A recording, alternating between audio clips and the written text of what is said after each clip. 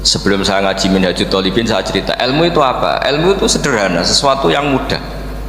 Karena ilmu itu fitratallahi allati fataran nasa misalnya begini, saya orang miskin, nggak punya apa-apa, sudah nggak punya apa-apa, nggak punya jabatan, terus keluarga yang nggak pati loyal, mungkin istri ada ngidolakan kita, bahkan anak kita sendiri juga agak ngidolakan kita. Itu kan sial-sialnya orang, anak kita aja nggak pernah ngidolakan kita. Tapi untuk bahagia itu sebenarnya sederhana. Sederhananya begini, orang pinter itu ingin mempertahankan kehidupannya, terus pinter sampai berobat habis banyak ke Belanda, ke Jepang supaya mempertahankan nyawanya. Nah, si miskin ini kalau dia setiap makan, ya Allah, saya dengan makan ini mempertahankan nyawa saya. Sehingga makan itu satu kajian ilmiah bahwa ini luar biasa. Bahwa orang punya Alphard, punya uang 1 miliar, itu tidak mempertahankan sesuatu yang pokok, yaitu nyawa. Orang tidak punya Alphard itu hidup, nggak punya uang 1 miliar hidup. Tapi kalau nggak punya nasi 1 piring, nggak punya air 1 gelas, bisa mati. Artinya apa? Orang miskin itu yusyarikul aghniya, sama dengan orang-orang kaya dalam hal kepemilikan hal-hal yang pokok. Tapi kadang-kadang orang miskin itu ya nyon sewu agak belagu, sudah miskin ingin punya Alphard, sudah miskin ingin punya uang, ya dia tersiksa. Harusnya cara berpikir, nggak punya Alphard tuh masih hidup, nggak punya uang 1 miliar masih hidup. Yang punya Alphard hidupnya juga pakai nasi 1 piring, yang punya uang 1 miliar juga pakai nasi. Ya kalau itu kan sama, saya punya. Kalau gitu kan bisa miskin rasa kaya. Itu memang harus dilatih. Nah, kalau orang kaya kan rumahnya banyak di mana-mana. Memangnya kalau rumahnya banyak di mana-mana terus tidur di sini 1 jam, di rumah itu 1 jam, malah nggak bisa tidur kan? Tetap aja yang dipakai 1 kamar. Itu gunanya apa punya rumah banyak? Setidaknya zaman miskin itu dia berpikir gunanya apa punya rumah banyak, dipakai ya hanya 1. Meskipun suatu saat kalau dia kaya juga berpikirnya agak rubah. Ya penting punya rumah banyak biar kemana-mana punya rumah, nggak apa-apa. Tapi sementara masih miskin jangan berpikir seperti itu. Nah, yang menjadi miskin kacau kan sudah miskin berpikirnya gaya orang kaya, itu kecelakaan ya. Nah, itu ilmu, maksud saya itu ilmu. Sehingga dulu Nabi ngajari orang miskin itu sederhana. Ketemu orang miskin sama Nabi diajarkan.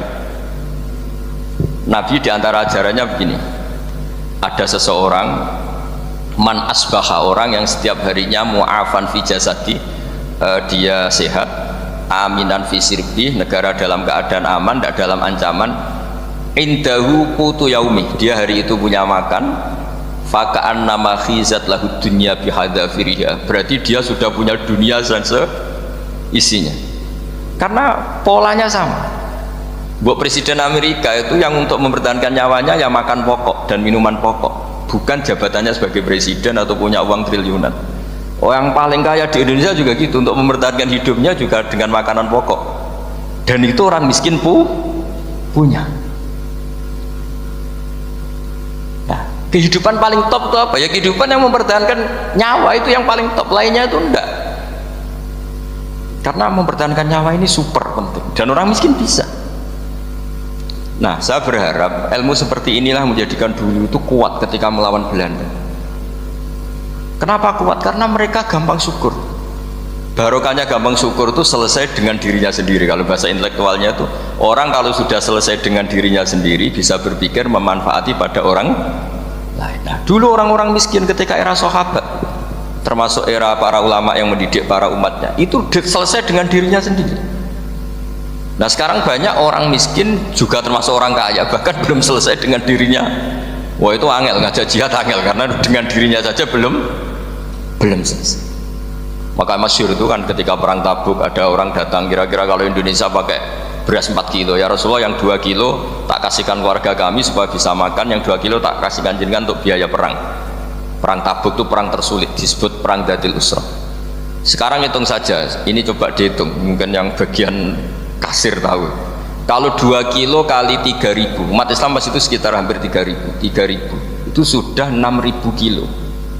6.000 kilo itu artinya apa? Orang miskin ketika perang membiayai dirinya sendiri, itu satu. Kedua, dengan mental memberi, orang ini tidak tamak. Barokahnya tidak tamak, tidak nyalahkan yang kaya. Efek dari itu apa ketika perang Tabuk? Sumbangan dari Sayyidina Utsman yang jumlahnya besar sekali, yaitu diantaranya 1.000 dinar. 1 dinar kira-kira 4,25 gram, berarti sekitar 4.000 gram. Itu bisa diberikan alat perang. Sumbangan dari Abu Bakar juga bisa dipakai beli kuda untuk perang. Nah bayangkan kalau kebutuhan orang miskin ini untuk makan itu nggak mau urun, wah saya miskin nggak perlu urun, saya miskin dipakai alasan terus, maka jumlah 3.000 ini akan mengurangi anggaran untuk belanja peralatan perang karena untuk konsumsi orang miskin. Udah gitu kadang mangane tanduk itu kan repot, wes miskin mangane tanduk nak antri mo kan ribet. Artinya apa? Perang ini tidak fokus karena ngurusi konsumsi untuk orang-orang miskin. Nah, dulu zaman Nabi orang miskin pun semuanya heroik. Mereka dibantu gak mau, inginnya bantu. Sampai dicibir sama orang munafik. Apa gunanya sedekah 2 kilo? Wong perang ini perang besar antar negara. Pas itu mau perang melawan Romawi. Sampai orang munafik bilang alladzina almizuna almuttawwi'ina minal mu'minina fis sadaqati walladzina la yajiduna illa juhdahum faskharuna minhu. Orang-orang munafik digambarkan Allah orang-orang yang mencibir sedekah kecil. Wong untuk perang besar kok sedekahnya hanya 2 kilo. Tapi yang mahal bukan 2 kilonya. Kalau ada 1 juta orang miskin menyumbang negara 20.000, itu artinya apa? Kita punya rakyat yang inginnya hubungannya dengan negara memberi. Tapi coba kalau kita 2 juta rakyat yang inginnya dari negara mendapat, pegawai demo ya. Nah ini ajarannya Nabi yang luar biasa. Dulu Nabi itu bisa mendidik orang miskin pun bermental memberi. Nah barokahnya bermental memberi ini mereka selesai dengan dirinya sendiri. Coba kalau mereka tidak bawa makanan sendiri ketika perang, mungkin kuda yang untuk perang, terus mereka berpikir, bu ini saja disembelih supaya kita bisa makan. Ribet kan? Ngapain beli senjata yang mutakhir, makan saja nggak bisa. Tapi barokahnya mereka urun sendiri, mereka selesai dengan dirinya sendiri. Ini hebatnya didikan Rasulullah Shallallahu Alaihi Wasallam. Dulu Mbah Hashim dan kawan-kawan itu berhasil mendidik seperti itu. Santri yang miskin-miskin itu kalau ngaturi kiai duwene telo dikekno telo, duwene wi dikekno wi. Jika kiai sing wis mapan-mapan, misalnya kados kula wonten kan mun setengah mapan, ya akhirnya yo iso mangan wi. Jebule wi ku yo enak. Santri ya seneng mergo kiai ini seneng pancen wis suwi mangan pizza misalnya. Nah, tapi nek sing melarat terus aku melarat kiai tak kei mosok doyan. Wis melarat medhit di alasan kan ribet kan. Ini yang perlu dihilangkan. Medhit kok berargumentasi. Tapi yang mahal itu bukan winya, mental memberi. Orang itu kalau mentalnya memberi itu berarti selesai dengan dirinya. Tapi kalau tidak bermental memberi pasti tamak. Dan tamak itu mesti menghakimi orang lain. Maka dalam kitab Hikam diterangkan penyakit terberat itu tamak. Kenapa? Karena orang pikir itu tidak ada kata-kata kitab Hikam, bukan kata saya. Yang ada itu tamak. Misalnya gini, saya kenal PLT Bupati Kudus, tidak pernah saya bilang beliau kikir, tapi sekali saya pernah ngajukan proposal tidak kesampaian. Wah, beliau medit. Jadi saya menvonis medit itu sebetulnya ya karena punya keinginan tidak kesampaian. Coba kalau ndak, mau medit orang serap penting. Misalnya anak-anak muda sama orang-orang cantik di Jakarta, pernah nggak kamu bilang itu sombong? Ndak kan? Setelah kamu bilang, Mbak aku ingin kenalan Mbak sampeyan, terus dia agak mau, baru kamu bilang sombong karena keinginan kamu ndak. Nah, bayangkan kalau orang bermental tomak, kayak apa bangsa ini? Nah, sahabat itu dididik oleh Nabi, tomak itu selesai karena keinginan mereka memberi. Sehingga Indonesia bisa merdeka begini itu barokahnya didikan ulama, semuanya ingin memberi. Dulu belum ada negara, tentara-tentara kemerdekaan kalau di kampung-kampung itu ya dibiayai donatur-donatur, termasuk mbah saya, bu saya dulu. Itu berapa ton aja beras untuk pasukan Hizbullah, pasukan TNI. Di Aceh ada Dawud berih, ada yang baca berweh. Jadi baca aja kayak kira asap ada yang berih, ada berweh, saya juga nggak tahu. Orang Aceh kalau baca berih, nyumbang berapa emas untuk kemerdekaan Indonesia. Yang Kesultanan Jogja Legowo, Jogja tidak lagi negara tapi diberikan bagian dari Indonesia dan seterusnya. Nah, jadi semua ini barokahnya didikan Rasulullah SAW yang diteruskan para ulamanya bahwa nomor 1 didik masyarakat itu bermental memberi. Dengan bermental memberi apapun kecilnya ini selesai dengan dirinya sendiri. Itu kalau sampean nggak punya mental memberi, nanti pulang dari Pemda, oh sok acara di kabupaten berkata ini tok ribet gitu. Awas itu, bar ngaji langsung lali berarti sampean. Sudah kalau nggak urun ini sudah luar biasa, nggak urun untuk berkat itu sudah luar biasa. Jadi itu yang makanya Nabi itu Quran dimulai wa mimma razaqnahum yunfikun. Quran mengajarkan bermental memberi, yunfikun. Nabi berkali-kali ngulang al yadul ulya khairum al yadis sufla. Dan memberi itu tidak harus nunggu kaya. Gambarannya Quran tentang orang baik itu gimana? Alladzina yunfikuna fis sarra wad dharra. Bukan fis sarra saja, ketika wad dharra juga. Saya pernah guyon sama orang kaya di Jakarta. Dia uangnya miliaran, mungkin malah triliunan. Guyon sama saya, Gus saya ini sudah sekian bangun masjid di mana-mana. Saya ini berarti hebat. Enggak, kata saya. Enggak ada masjid, agama tetap jalan kata. Karena di kampung-kampung sudah banyak masjid kata. Masih keren tukang becak kata. Kok bisa Gus? Sampai nyumbang masjid 1 miliar, itu masjid apa kata saya? Ya masjid-masjid besar. Nah itu paling dipakai kubah atau menara atau apalah yang tidak mendesak. Tapi kalau orang miskin, ngutangi orang miskin itu kalau nggak utang hari itu nggak makan.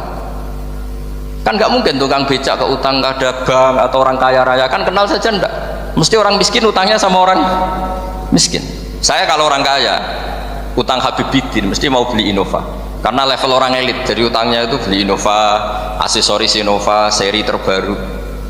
Tapi kalau orang miskin sama orang miskin utangnya itu beras untuk nyawa ya. Artinya apa? Kalau saya diutangi Habibidin untuk beli Innova itu ganjarannya itu sekunder, tapi kalau sesama orang miskin itu ganjarannya primer. Keren mana hutang-hutangannya orang miskin sama orang kaya? Satu menyelamatkan nyawa, satu menyelamatkan citra. Dia baru sadar, ternyata orang miskin lebih hebat ketimbang saya, lebih hebat, tapi tidak usah ditiru kata saya. Cuma dia menjadi tidak sombong sekian miliar yang disumbangkan ke masjid, karena dia menjadi tahu ternyata itu tidak banget. Nah kecuali masjid-masjid yang kamu nyumbang memang masjid perintis di daerah-daerah yang belum ada masjid. Kalau masjid-masjid besar itu kan kadang kebutuhannya sudah selera, bukan pokok. Nah saya ini cerita ya, jadi supaya orang tahu lah. Zaman Nabi itu orang sudah selesai semua dengan dirinya sendiri. Jadi maksud saya Islam nggak apa-apa tanpa masjid, itu masjid yang sudah sifatnya selera. Indonesia kan masjid sudah sifatnya selera semua. Yang dikatakan masjid pokok kan yang dipakai sholat bisa, dipakai alat sesuci bisa. Tapi kalau sudah selera ya pondasinya harus begini, lampunya harus dari kristal, terus kubahnya itu sudah selera. Nah rata-rata sumbangan yang miliatan itu kan sudah ke selera. Sementara orang miskin utang-utangan sama orang miskin untuk menyelamatkan apa coba? Nyawa. Artinya para orang miskin jangan kecil hati, wah saya sedekah hanya 2 kilo, tapi 2 kilo nyawa.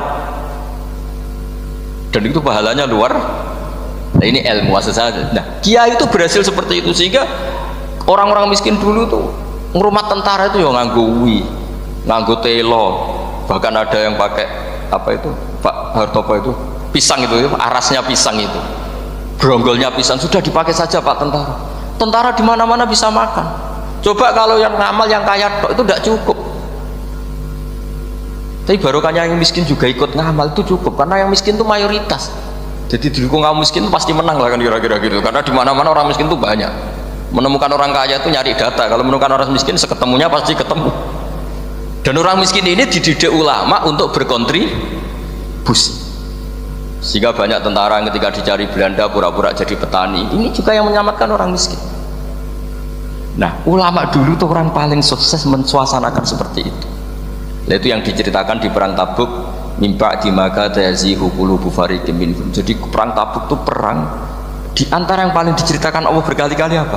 Ya Rasulullah, tadi malam saya buruh dan ini dapat 2 sok, ya kira-kira berapa kilo lah. Yang separuh untuk keluarga kami, yang separuh saya sumbangkan ke jenengan.